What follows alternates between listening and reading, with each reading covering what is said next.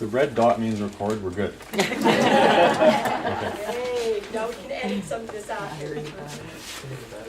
Okay, well, I'm delighted to be here. I wasn't going to give you a lot of formal background because I sometimes think, that's not all that interesting. And then Gord Hawley, who I really want to appreciate, he's a friend and knows this work that I do and so on. And he said, I think you better tell them your credentials because, like, why would they think you know what you're talking about if you don't say something about your background? So I have a master's degree in social work from Toronto, and that was back in 1972 and 74. So I go all the way back there.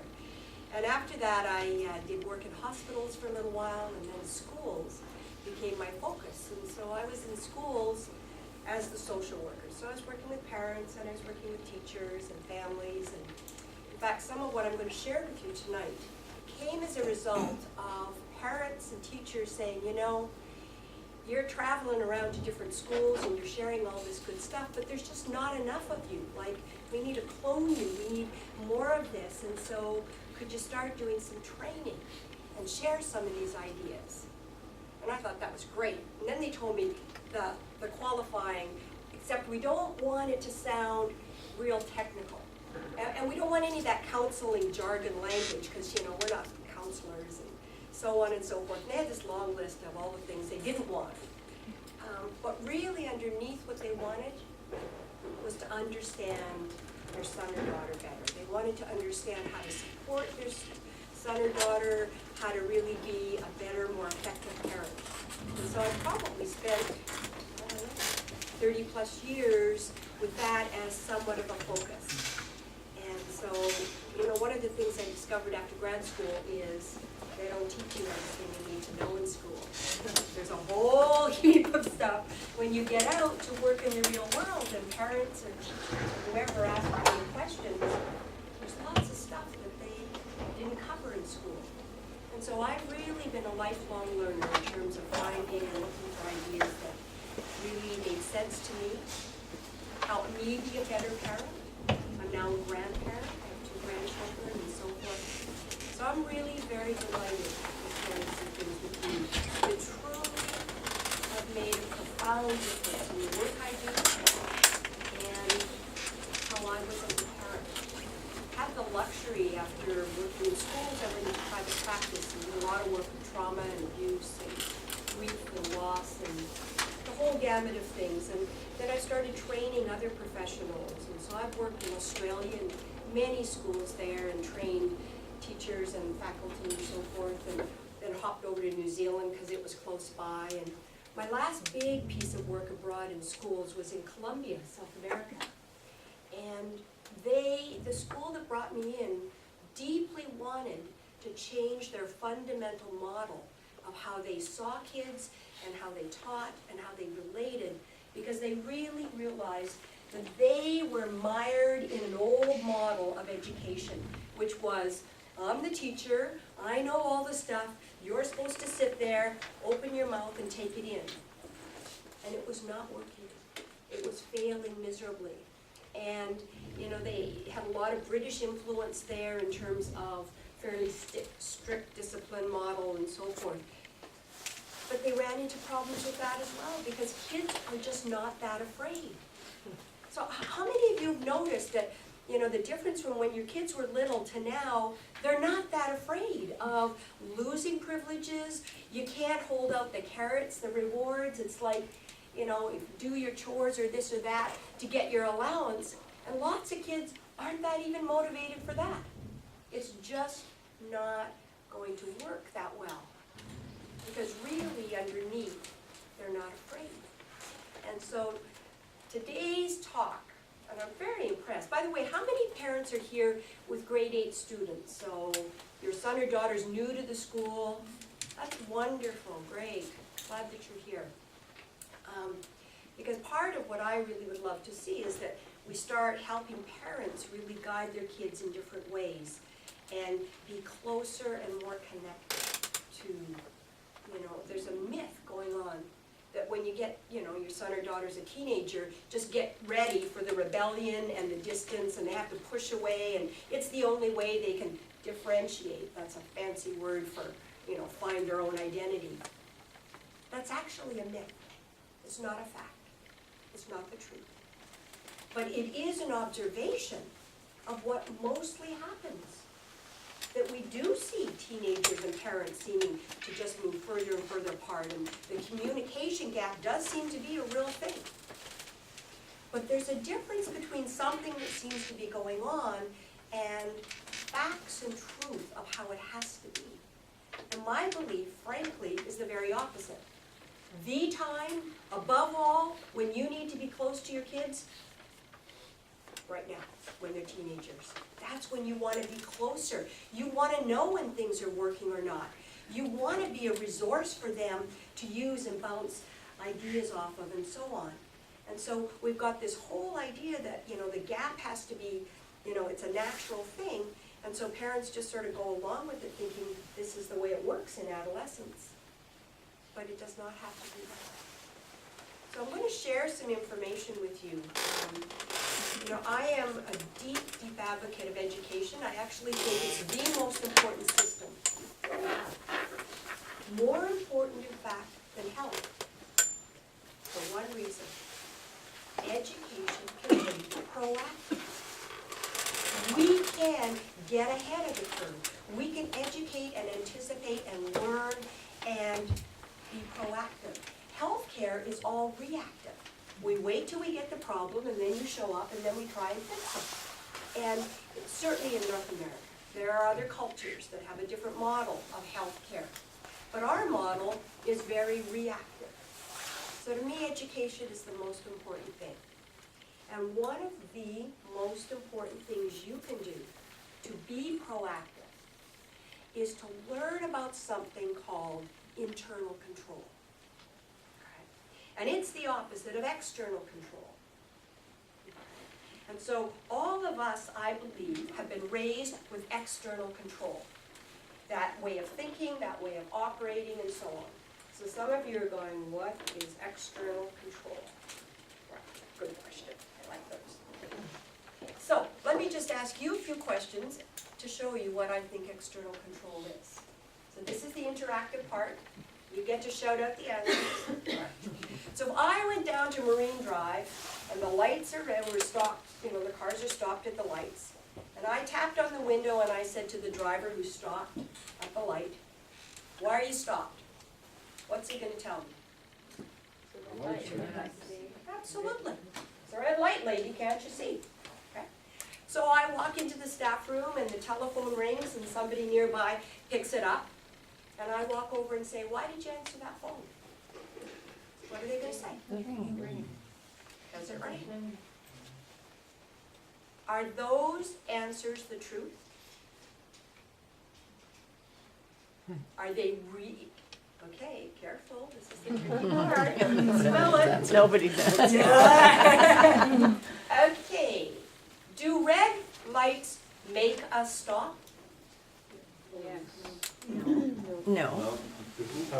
Getting a ticket. Okay, it's a rule.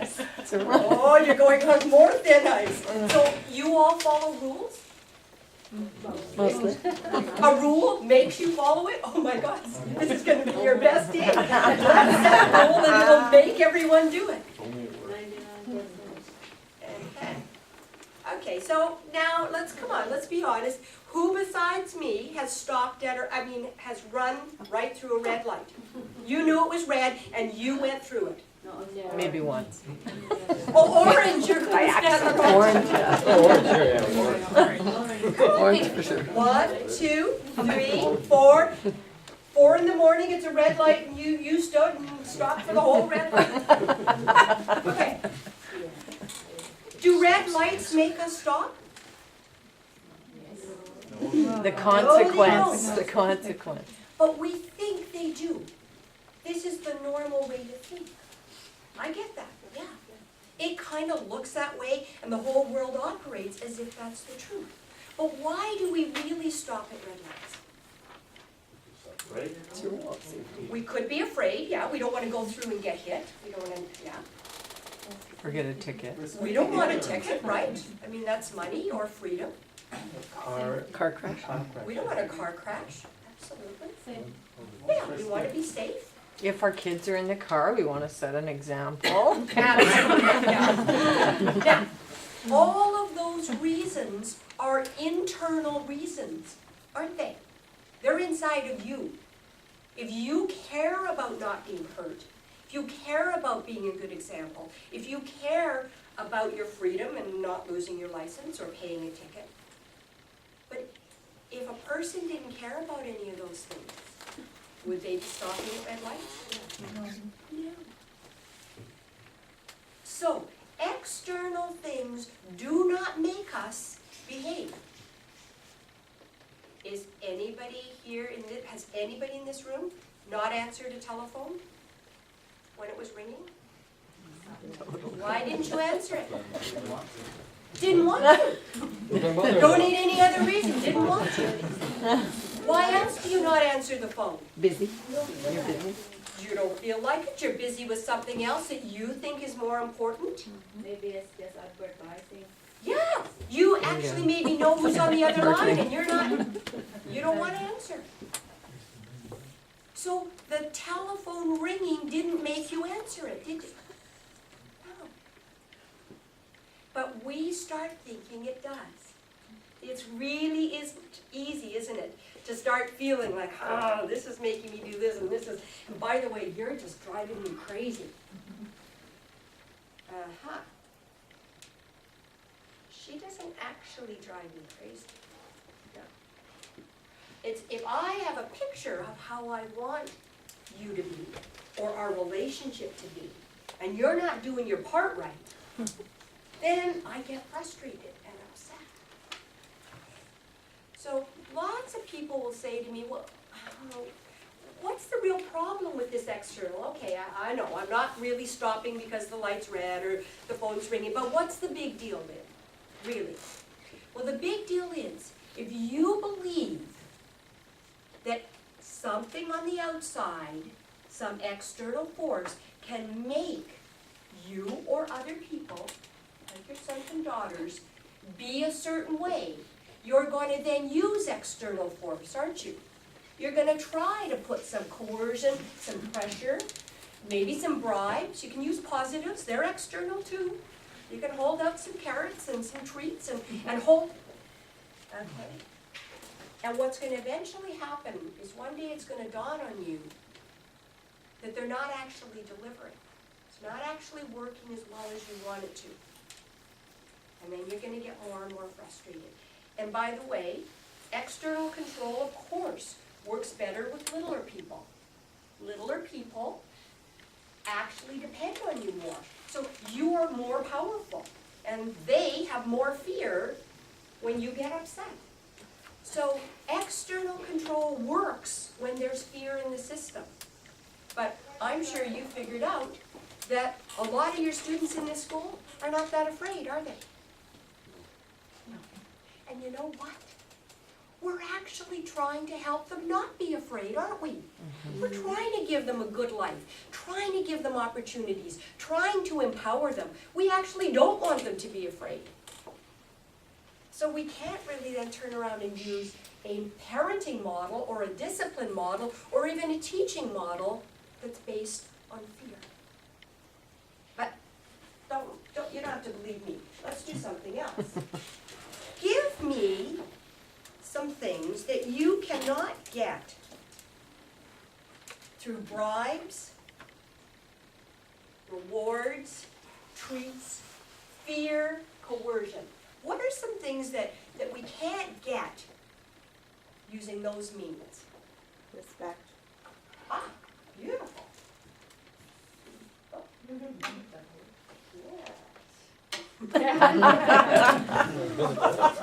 Okay, we'll see how many markers it takes to get a good one. Respect. Yeah. What else? Trust. Right on. Okay. Thank you. Inner peace. Oh, beautiful. Wow, you guys are on the ball. Yeah. You are so. Good.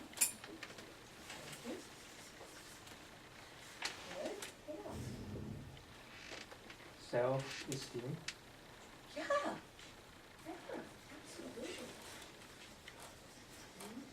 mean, if we could bribe it, buy it, force it, we'd all be out there doing it, believe me, yeah.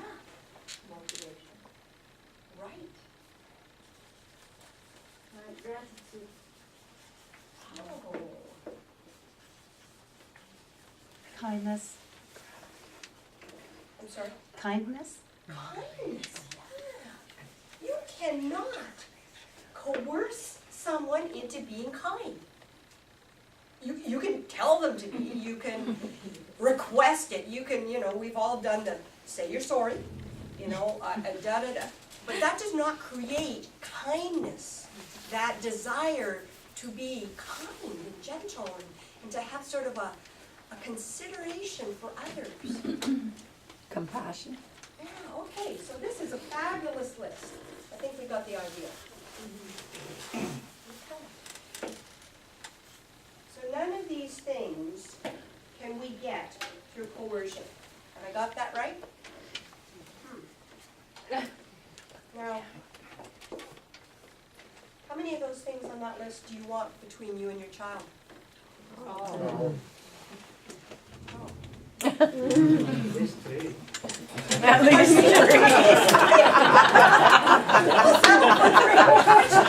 never got the top three. Oh, that's That's great. I like this one. Top three, So these ones will not be produced. I think the fourth one is the most important. Sure. We agree on the whole list. We're just playing with the top. None of these things can be bought or forced. They gotta be nurtured, created, fostered. So an external model of control has taught you inadvertently to believe the opposite, that we can make students learn.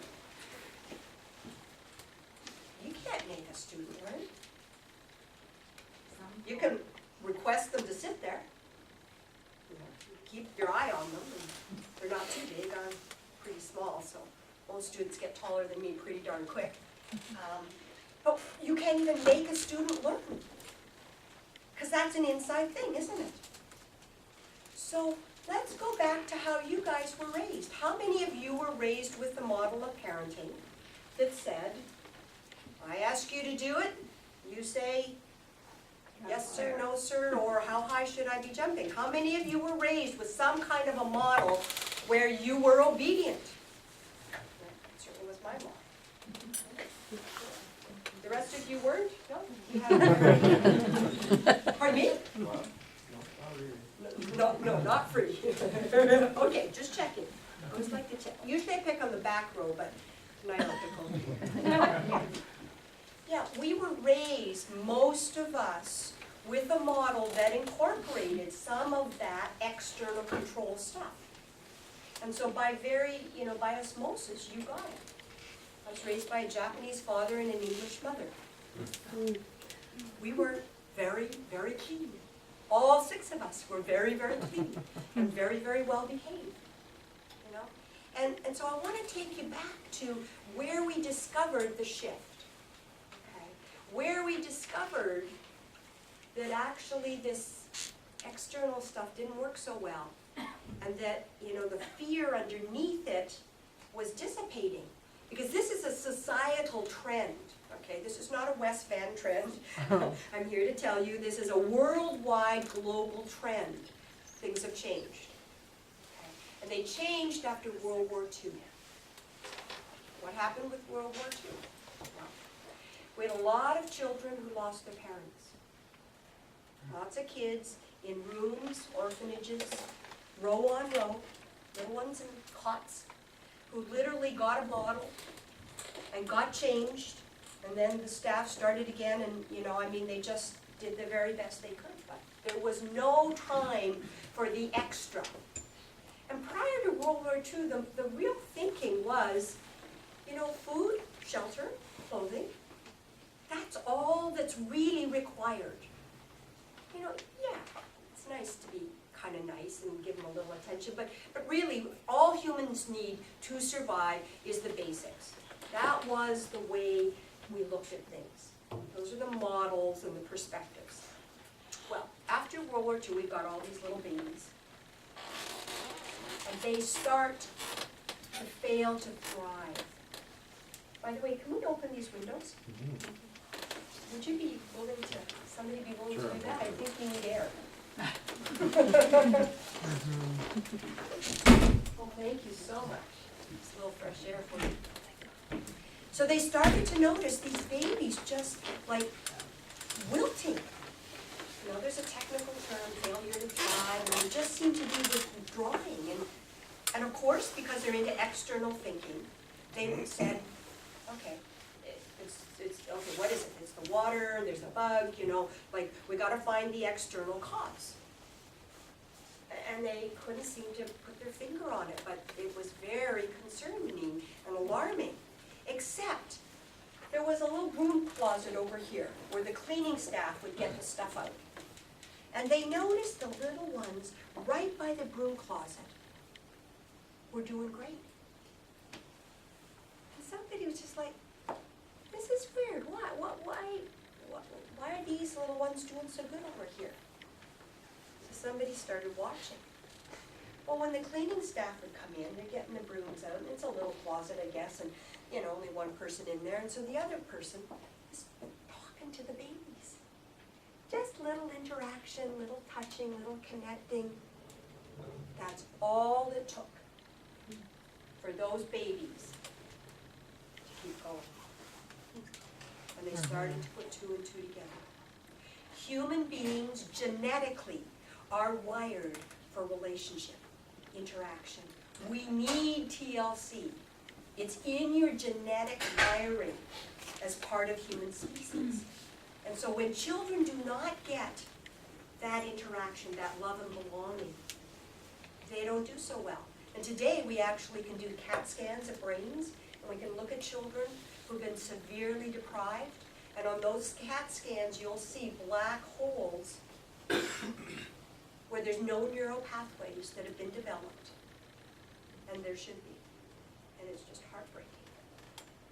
And so the whole idea that maybe we need more than food and shelter, that awareness was realized. And that was literally a paradigm shift. It was a major transition, but nobody told all the parents. And so none of us got updated on what are all the things that parents, well, the kids need, and that parents need to be paying attention to for children to really develop well. So I'm going to tell you what those are. Because I think you're probably like me. When I was a parent, I didn't have an owner's manual for my son. Nobody told me how it really, really worked. And so the needs that I'm going to present for you, I've got a little handout, so you don't have to worry about writing them down. But what we realized is that children, and all human beings in fact, have internal genetic needs. And these needs are what drive our behavior. These needs are why we answer the phone, or we don't, why we stop at lights, why we do anything. So if you learn about these needs, it's going to allow you to understand your son or daughter better. And it's going to allow you to understand their behavior better, which is a very cool thing. All right. So do you want to know what the other genetic needs are? I've given you love and belonging. Now that's not really a surprise, is it? I mean, there's nobody in this room that hadn't figured out that as human beings we need love and belonging. But I got to bet, I'll put a wager on the table, that this next need you may not have thought about as a genetic need. Let's just come back to this page up. So, we all agree, as you said earlier, this could be the most important need. So love and belonging is the first one. By the way, I just want to speak to that just a tiny bit. Our society puts a lot of focus on the love part. Belonging, enormously important. very, very, very, very important.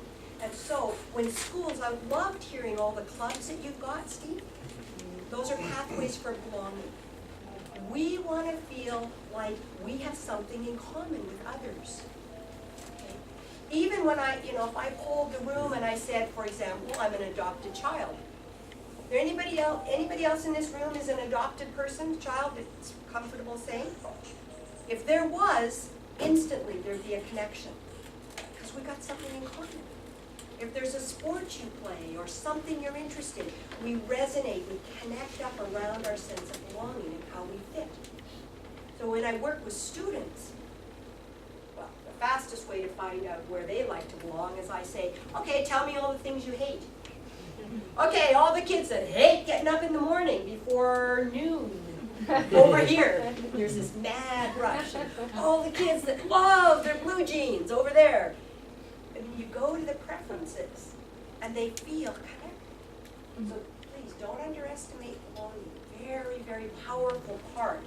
We don't have to have all this high potency love stuff all the time. If we get a real sense of belonging, it's enormously powerful for us feeling like we fit. Oh yeah. The second need, yes, what will get deep?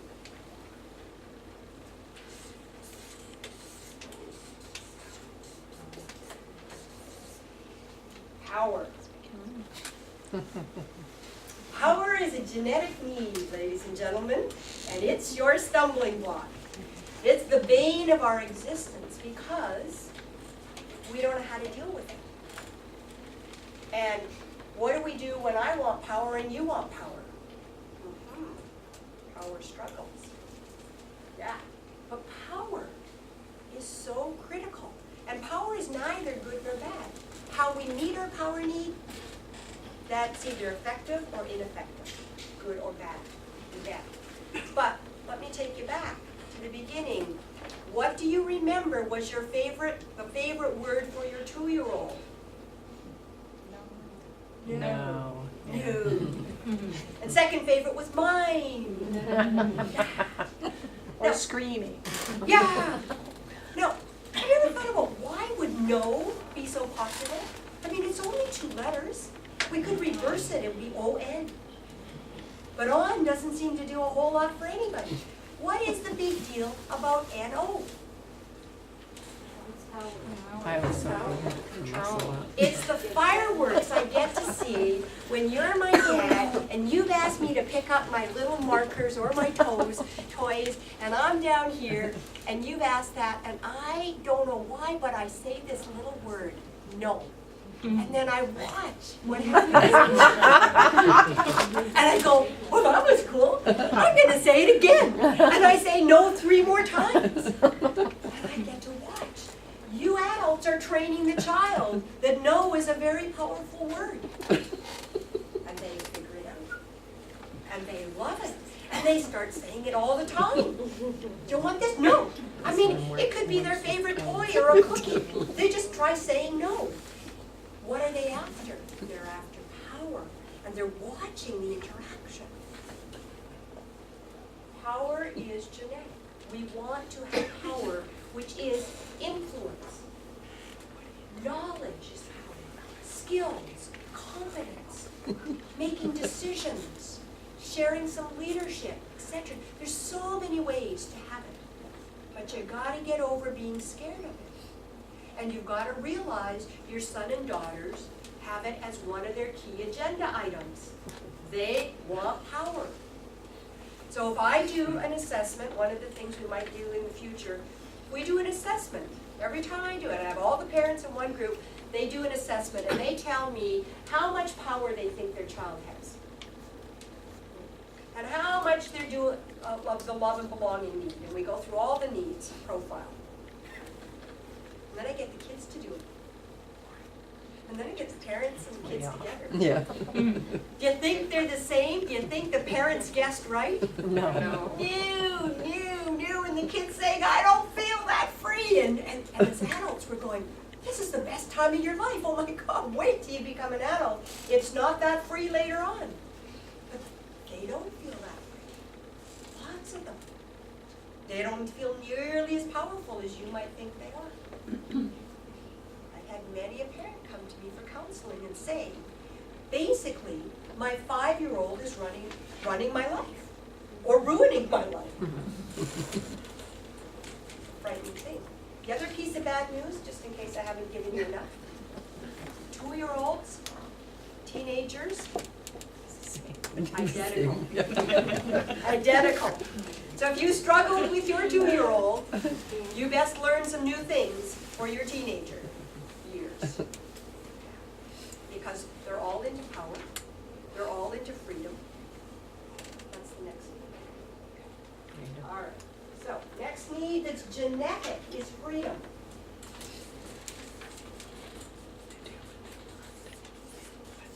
Hardwired into the human physiology.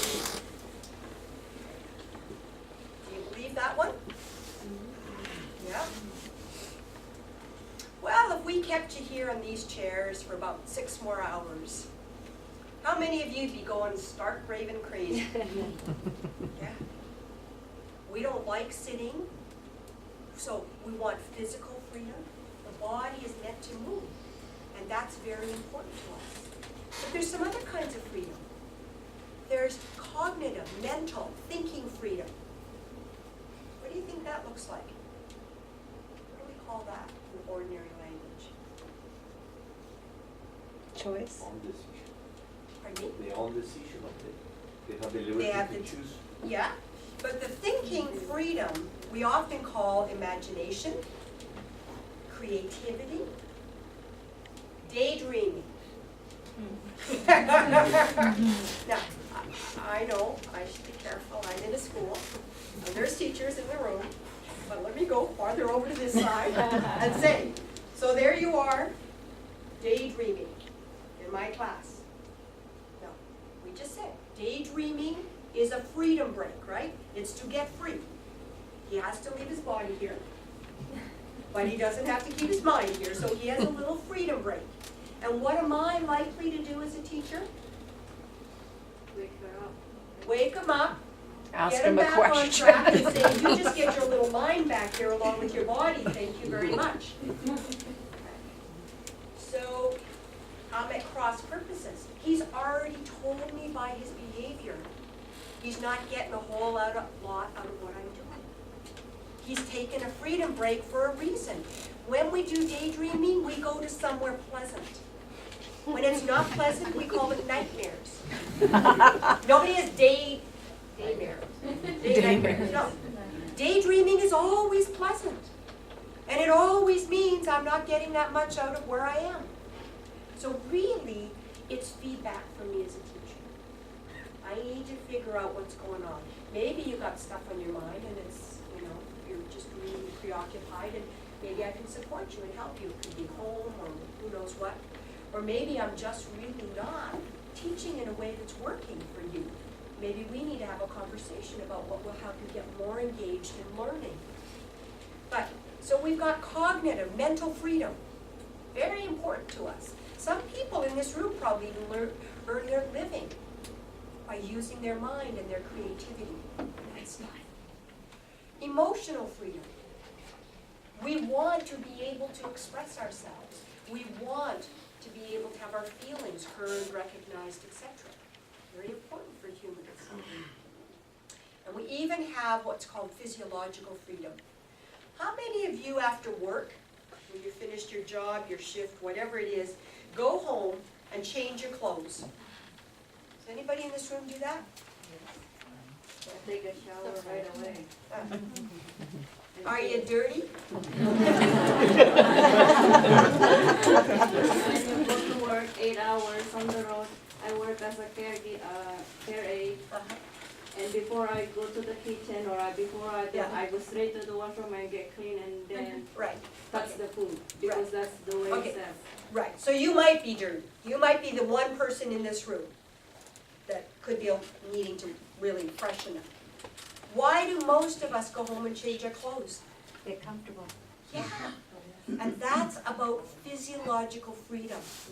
Why do we love the sun on our skin? Air, being able to stretch out. The body has a physiological desire for freedom. So freedom is a really, really big need for all of us. Very, very important. And so we know as a society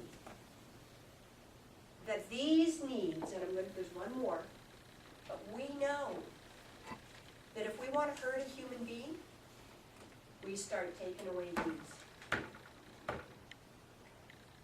We go after what will hurt people.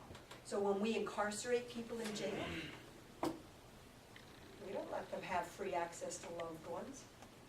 We don't let them have lots of power. And we sure as heck are not going to have freedom, are they? We know they've been bad, and we're putting them in jail, and we want them to feel emotional pain.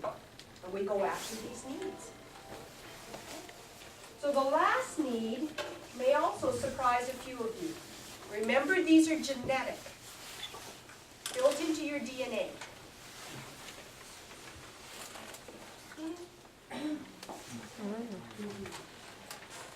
How many people here thought fun would be a genetic need? There could be one or two kid-like people in here. Okay, how could it possibly be genetic? How could it have got on the scoreboard as a genetic need? Actually, it's tied to learning. The optimum state to learn in is when we're playing, when we're having fun. Let's listen to this stat. All right, here I am, the beginning of my life, birth, all the way up to 5 years old. The amount I learn from 0 to 5 is more than I will learn in the rest of my 85 or 90 years I hope to make too. I know. All those years, and I learn more in the first 5. Playing, thank you. All children do besides eat, sleep, and go to the bathroom is play. And they learn enormous amount. Some of you may have had, as an adult, to relearn to use an arm after breaking, or relearn to walk.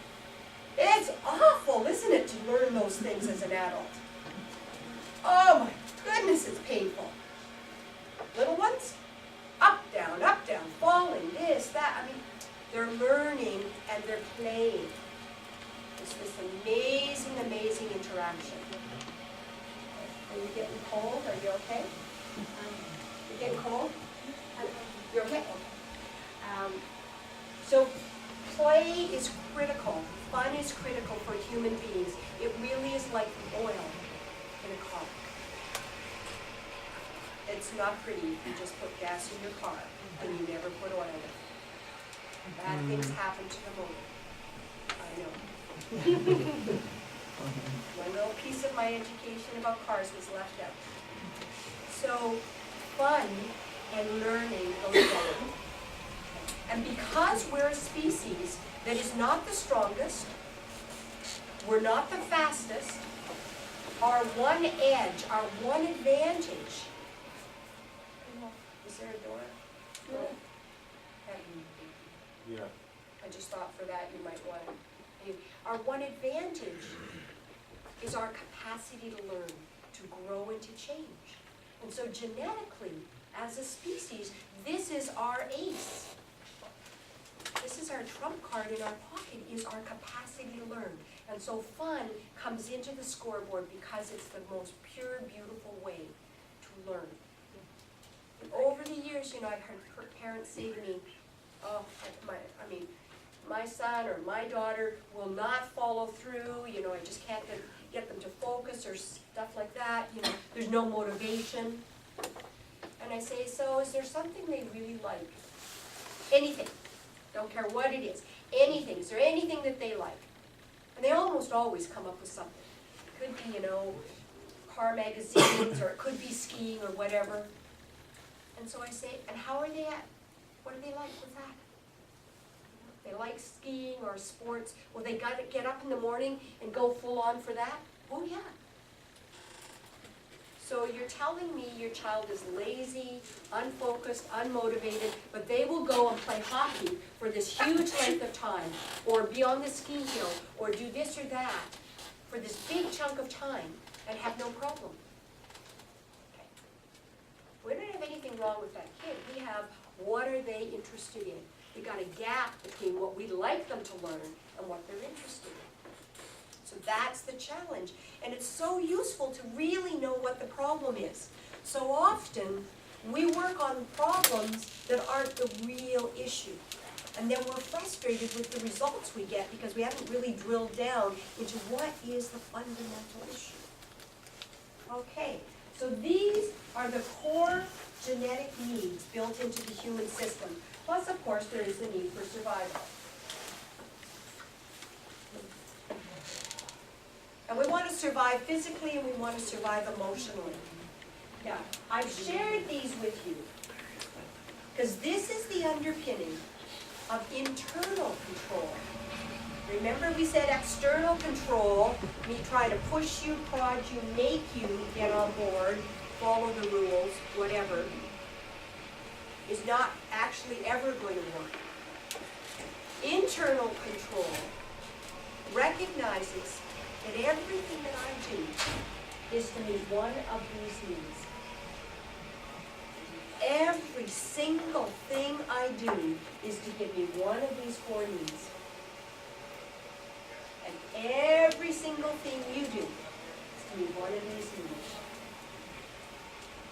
Okay? I want to stop there for a moment and just take some questions. Got any questions, puzzles? Challenges? I love challenges.